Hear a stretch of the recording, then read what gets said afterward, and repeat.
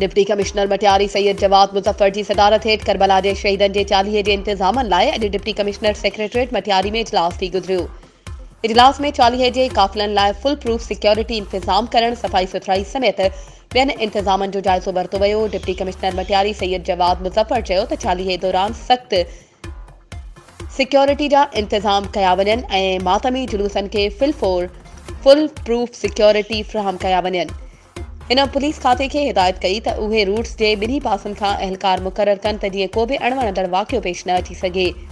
हुन रेवेन्यू ऑफिसरनि ऐं बल्दियात खाते जे अमलदारनि खे हिदायत कई त काफ़िले जे रूट्स ते मौजूदु हद दख़लियूं हटाइण सां गॾु गंद कचिरे जे ढेरनि ऐं नालनि जी मुकमल चकास करे सफ़ाई कई वञे। हुन चयो त शहरनि खे तहफ़ुज़ फ़राहम करणु इंतज़ामिया जो अवलीन फ़र्ज़ आहे।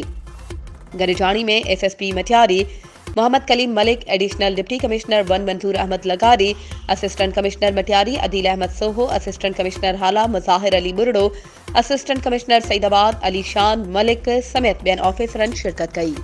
वधीक ख़बरुनि ऐं अपडेट्स जे लाइ असांजे चैनल खे सब्सक्राइब कयो ऐं हा, बेल आइकन खे प्रेस करणु न विसारिजो त जीअं असांजी हर नई अचण वारी वीडियो तव्हां ताईं पहुची